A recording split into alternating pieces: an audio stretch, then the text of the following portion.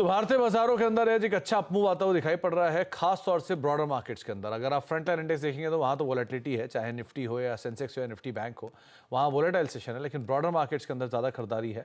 Small cap index अब करीब 1% के आसपास की बढ़त के साथ कामकाज कर रहा है और मिड कैप इंडेक्स आधा % के आसपास की बढ़त के साथ ट्रेड करता हुआ दिखाई पड़ेगा। तो मोरलेस यहाँ पर ज़्यादा खरीदारी है।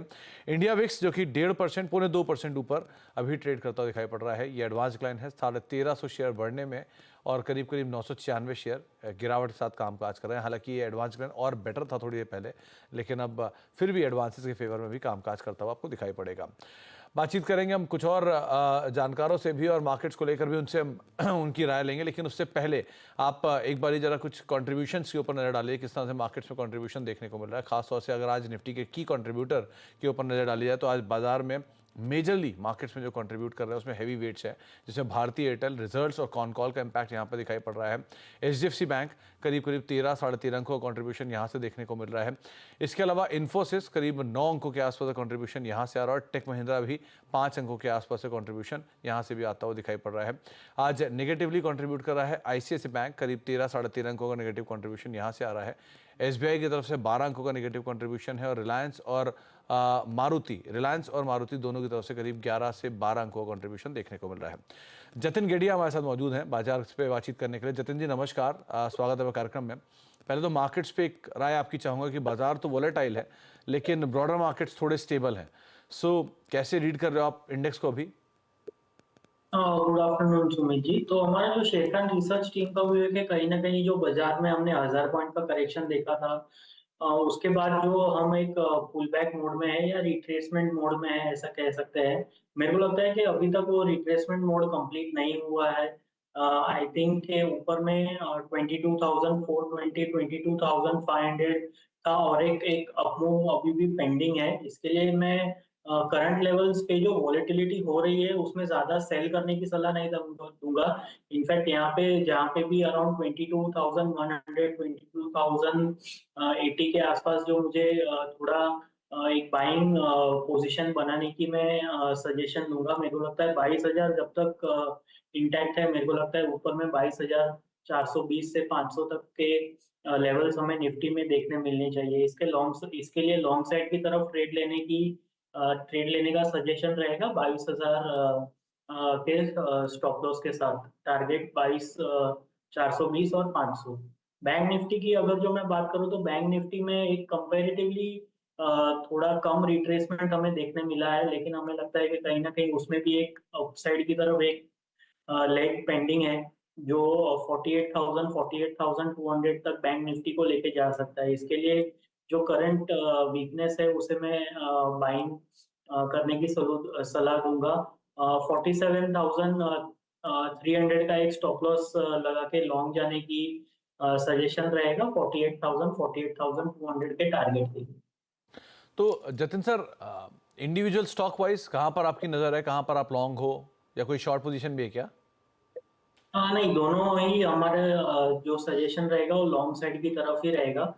जो पहला सजेशन रहेगा वो आईटी पैक में से टेक महिंद्रा में रहेगा। टेक महिंद्रा में हमने देखा है कि एक शार्प रन अप के बाद 2 वीक का एक कंसोलिडेशन था। मेरे को लगता है वो कंसोलिडेशन ऊपर की तरफ आज के ट्रेडिंग सेशन में ब्रेकआउट देखने मिला है। तो मेरे को लगता है इसमें पॉजिटिव मोमेंटम और दी नेक्स्ट 2 ट्रेडिंग सेशंस कंटिन्यू रहना चाहिए। इसके लिए टेक महिंद्रा में लॉन्ग की सलाह रहेगी। टारगेट मेरे 1347 के रहेंगे और इसमें मैं स्टॉप लॉस 1275 का सजेस्ट करना चाहूंगा। जो दूसरा पिक होगा वो एचडीएफसी लाइफ होगा। एचडीएफसी लाइफ बहुत ही डेली चार्ट्स पे बहुत ही ओवरसोल्ड है।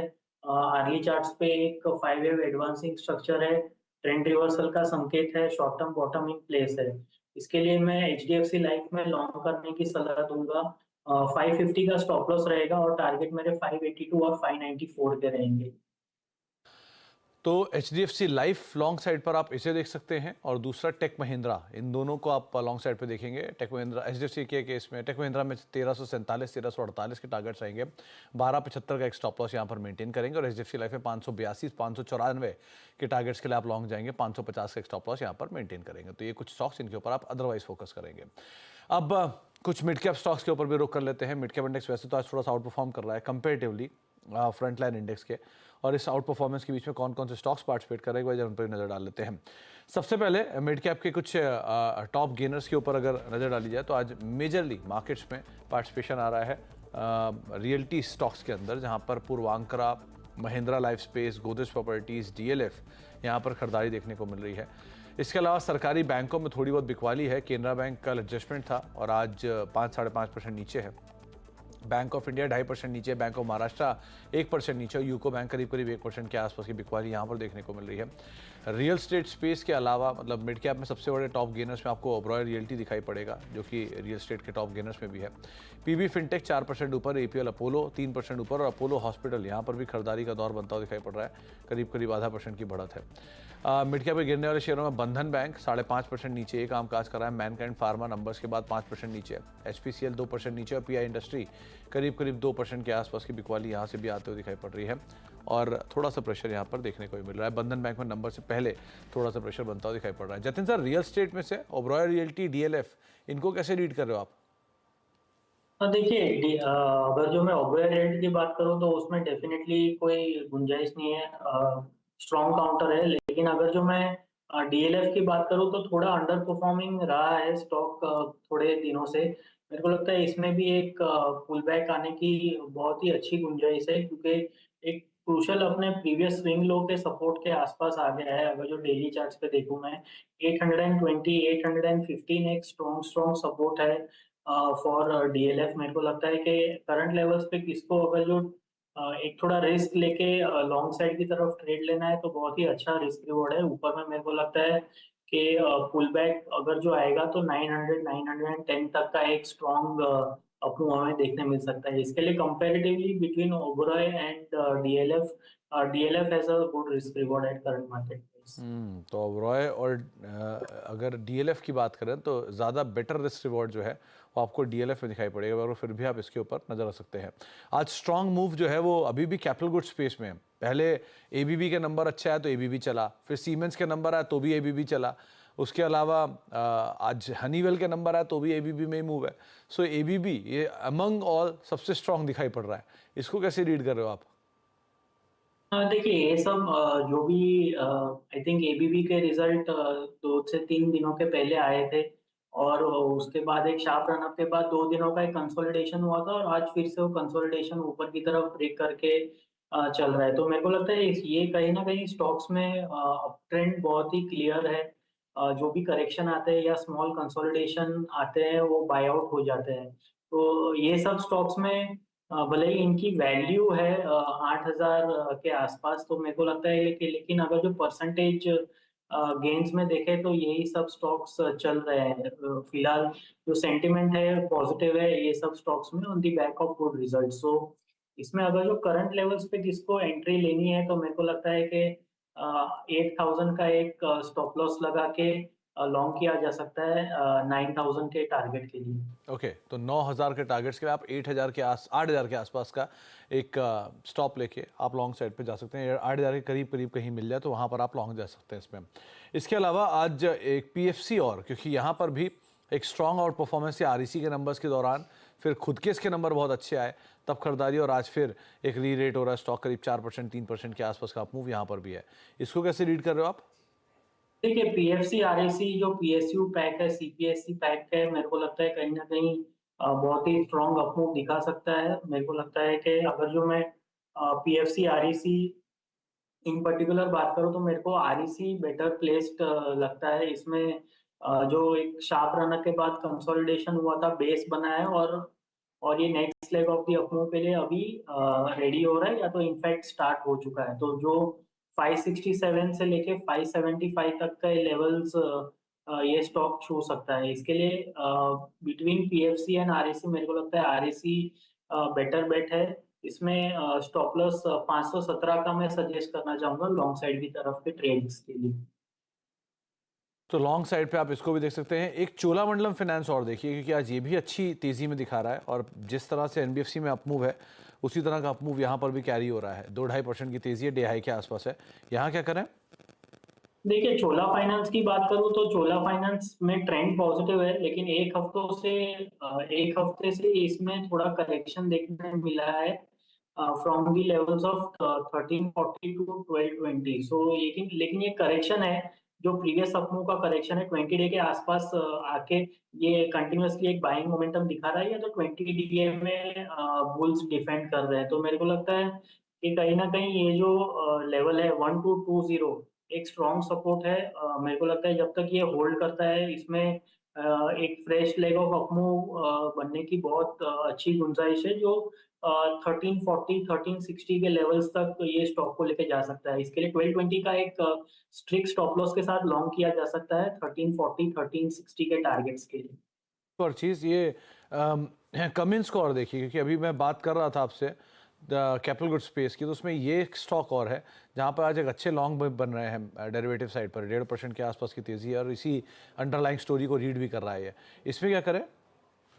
हाँ, देखिए ह्यूमन्स की अगर जो बात करूँ तो 3700 के स्ट्राइक पे 1 lakh shares in open interest है, और उसके बाद इक्वल नंबर ऑफ शेयर्स 3800 के स्ट्राइक पे ओपन है। तो मेरे को लगता है कहीं ना कहीं इसमें कोई शॉर्ट स्क्वीज हो सकता है। अगर जो ऑप्शन कॉल राइटर्स की बात करूँ तो मेरे को लगता है they will have to run for cover, क्योंकि मेरे को लगता है कि ट्रेंड जो है क्यूमिंस का बहुत ही स्ट्रांग है। मेरे को लगता है कि शॉर्ट टू मीडियम टर्म में 4000 तक के लेवल्स भी ये छू सकता है। इसके लिए लॉन्ग साइड की तरफ ही ट्रेड लेने की सलाह रहेगी। इसमें अगर जो मैं ट्रेंड देखूं तो पिछले 4 दिनों से ये प्रीवियस लो को भी टच नहीं करने गया है, तो इसके लिए ट्रेंड बहुत ही स्ट्रांग है। और ऑप्शंस के डेटा भी सजेस्ट कर रहे हैं कि इसमें जो कॉल राइटर्स है वो अनवाइंड करने आ सकता है। इसके लिए लॉन्ग की ही सलाह रहेगी 4000 के टारगेट के लिए। स्टॉप लॉस में आज का डे लो 3650 का सजेस्ट करना चाहूंगा। ओके, चलिए जतिन, आगे भी आपसे बातचीत आगे भी जारी रखूंगा, लेकिन एक और खास मेहमान हमारे साथ मौजूद हैं। ट्रांसपोर्ट कॉर्पोरेशन के चौथी तिमाही के नतीजे आए हैं, नतीजे अच्छे रहे हैं। Q4 में कंपनी की आय 10% और मुनाफा 25% बढ़ा है, हालांकि मार्जिन पर हल्का दबाव रहा है। Q4 नंबर्स पर और ग्रोथ आउटलुक पर बातचीत करने के लिए हमारे साथ जुड़ रहे हैं ट्रांसपोर्ट कॉर्पोरेशन के MD Vineet Agarwal sir. Vineet sir नमस्कार, स्वागत है कार्यक्रम में। 10-10.5% के आसपास की रेवेन्यूज़ ग्रोथ, एबिटा फ्रंट पे 13% की ग्रोथ, मुनाफे में करीब करीब 25% की ग्रोथ ये इस क्वार्टर के अंदर आते हुए दिखाई पड़ी, और लास्ट ईयरली अगर देखेंगे तो भी नंबर बहुत अच्छे रहे हैं। पहली चीज़ तो इस क्वार्टर में क्या काम करके गया कंपनी के लिए जो इस तरह के अच्छे नंबर्स पिकअप किए कंपनी ने, और क्या स्टेबल फ्यूल या स्टेबल इकोनॉमिक सिनेरियो एक टेलविंड के तौर पे कामकाज कर रहा है? नमस्ते सुमित। क्वार्टर 4 यूजुअली सबसे बेहतर क्वार्टर रहता है हमारा, क्योंकि ये क्वार्टर में ज़्यादातर जितनी कंपनियां हैं उनका प्रोडक्शन सबसे हाई पे रहता है और साथ में सेल्स का पुश भी बहुत अच्छा रहता है। तो क्योंकि हम इंडिया में 1400 लोकेशन से काम करते हैं, तो एक सेंस मिल जाता है कि क्या हो रहा है पूरे मार्केट प्लेस में। और हमने देखा कि हर एक सेगमेंट में कुछ ना कुछ ग्रोथ ज़रूर निकला। अब ये पूरा जो फुल ईयर का ग्रोथ है वो थोड़ा सा इसलिए धीमा रह गया है क्योंकि फर्स्ट हाफ में ग्रोथ था काफी कम था, और ये स्लो डाउन हम थोड़ा एक्सपेक्ट कर भी रहे थे। तो 5 से 10% का जो गाइडेंस था पिछले साल का, कि उसके आसपास हम पहुंचे हैं। और बॉटम लाइन के भी जो फुल ईयर का गाइडेंस था वो करीब 10% का था, उसके आसपास हम पहुंच गए हैं। तो कुछ सेगमेंट जैसे ऑटोमोटिव सेगमेंट आप देखें तो उसने अच्छा काम किया है और काफी ग्रोथ उसमें दिखाई दे रही है, और हमने हमारा जो डिवीजन सप्लाई चेन सॉल्यूशंस है वो उसमें काफी एक्टिव रहता है। चाहे वो 4 व्हीलर के लिए है या 3 wheeler 2 wheeler, commercial vehicle, earth moving equipment या tractor segment, commercial vehicle segment, ये सब का ट्रांसपोर्टेशन चाहे उनके पार्ट्स का है या चाहे उनके एक्चुअल फिनिश्ड प्रोडक्ट का है, वो सब transportation by road and bye rail करते हैं। तो ये सेगमेंट में अच्छा ग्रोथ दिखाई दिया। विनीत जी, एक चीज़ और मैं रीड कर रहा था कि टेम्परेचर सेंसिटिव प्रोडक्ट्स का बेटरमेंट है, और दूसरा कई जो प्रॉमिसिंग डेवलपमेंट्स हो रहे हैं वो हो रहे हैं न्यू एज वर्टिकल्स की तरफ से। ये न्यू एज वर्टिकल्स क्या हैं जो आपको सपोर्ट कर रहे हैं, और टेम्परेचर सेंसिटिव प्रोडक्ट्स यहाँ ग्रोथ कैसी है?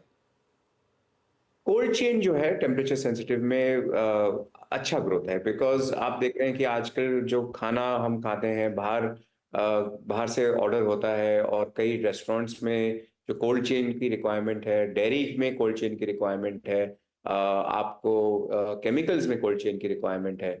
तो ये सब सेगमेंट में बहुत अच्छा ग्रोथ है, और ये कंटिन्यू रहेगा जैसे जैसे कंजम्पशन इंडिया में बढ़ता है।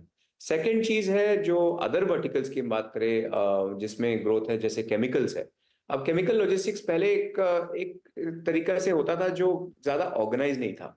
अब धीरे धीरे हम देख रहे हैं कि जैसे एमएनसीज भी आ रही हैं, वो काफी ऑर्गेनाइज सेक्टर बन रहा है, और इसमें जो डिमांड है वो सिर्फ रोड बेस्ड नहीं है, वो बल्कि rail based and sea based भी है, जिसमें हम प्रेजेंट हैं।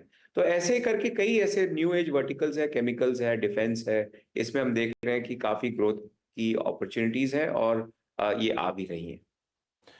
विनीत जी, समय का अभाव है, वरना आपसे हम और बात करते, लेकिन बहुत बहुत शुक्रिया अपना समय हमें देने के लिए और हमसे बातचीत करने के लिए। आपसे बात करके अच्छा लगा, लेकिन थोड़ा और बात करते तो अच्छा लगता। लेकिन बहुत बहुत शुक्रिया सर, अपना समय हमें देने के लिए और हमसे चर्चा करने के लिए। एक ब्रेक का वक्त हो गया, ब्रेक के बाद लौटेंगे और आगे कुछ और अहम खबरों पर बातचीत करेंगे। लेकिन ट्रांसपोर्ट कॉर्पोरेशन आपकी स्क्रीन पर 2-2.5% की तेजी के साथ सो फार कामकाज करता हुआ दिखाई पड़ रहा है। ब्रेक के बाद लौटते हैं।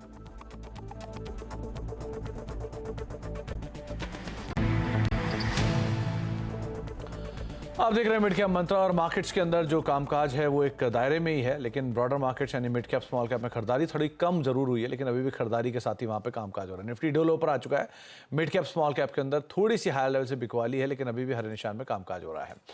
अब एक और इम्पॉर्टेंट अपडेट, जहां पे वित्त मंत्रालय में आज अहम बैठक चल रही है, जिसमें एनबीएफसी एमएफआई के साथ बैंकों के प्रमुख भी शामिल हैं। इस बैठक में आरबीआई के ड्राफ्ट प्रोजेक्ट फाइनेंसिंग के मुद्दे पर चर्चा हुई है। ज़्यादा डिटेल के लिए हमारे साथ आलोक प्रियदर्शी मौजूद हैं। तो आलोक, एक इम्पॉर्टेंट मीटिंग, इसमें कई सारी माइक्रो फाइनेंस कंपनियां मौजूद हैं, क्या अपडेट है आपके पास? बिल्कुल, देखिए अभी 11 बजे से जो डिपार्टमेंट ऑफ फाइनेंशियल सर्विसेज जो वित्त मंत्रालय के तहत है, उसमें एक अहम बैठक चल रही है। जो डीएफएस सेक्रेटरी हैं वो इन बैठक को ले रहे हैं, और इस बैठक में तमाम जो इतने बड़े एनबीएफसीज हैं उनके रिप्रेजेंटेटिव हैं, एमएफआईज हैं, और साथ ही जो बड़े बैंक हैं SBI, PNB, Indian bank of India के सीएमडीज यहाँ मौजूद हैं। और मुद्दा एक ही साफ है, क्योंकि इस वक्त जो एनबीएफसीज के सामने जो बड़ा संकट है वो है जो आरबीआई की तरफ से जो प्रोजेक्ट फाइनेंसिंग को लेकर ड्राफ्ट जारी किया गया है, उसको लेकर चिंताएं बढ़ी हुई हैं। उनके हिसाब से अगर ये जो 5% की प्रोविजनिंग करने का नियम लागू हो जाता है, तो इससे उनके न सिर्फ प्रॉफिटेबिलिटी पे असर पड़ेगी, बल्कि उनके लिए सर्वाइवल करना मुश्किल हो जाएगा। साथ ही साथ बैंकों की भी अपनी चिंताएं हैं, क्योंकि उनको भी इस बात को लग रहा है कि अभी कहीं न कहीं उन्हें जो 40 बेसिस पॉइंट की प्रोविजनिंग करनी पड़ती थी वो ज्यादा करनी पड़ेगी। तो बैठक चल रही है, हालांकि इसमें और भी बहुत सारे मुद्दे हैं, कॉर्पोरेट गवर्नेंस वगैरह तमाम मुद्दे हैं, लेकिन अहम मुद्दा इस वक्त सबसे बड़ा यही है कि आरबीआई के जो ड्राफ्ट फाइनेंसिंग नॉर्म्स हैं उसको लेकर किस तरह से आगे की रणनीति बनाई जाए, और एनबीएफसीज अपनी सारी चिंताओं को वित्त मंत्रालय से इस वक्त अवगत करा रहे हैं। तो इम्पॉर्टेंट मीटिंग है, और देखते हैं किस तरह के आउटकम आते हैं। बहुत बहुत शुक्रिया आलोक इस तमाम डिटेल पे हमसे बातचीत करने के लिए और चर्चा करने के लिए। एक ब्रेक का वक्त हो गया, ब्रेक के उस पार अब आज हम बातचीत करेंगे नो योर कंपनी में एसएमई स्पेस से मधुसूदन मसाला के डायरेक्टर ऋषित कोटेचा जी से, जो कि हमारे साथ मौजूद होंगे। एक छोटे से ब्रेक के उस पार लौटते हैं और उनसे बातचीत करते हैं।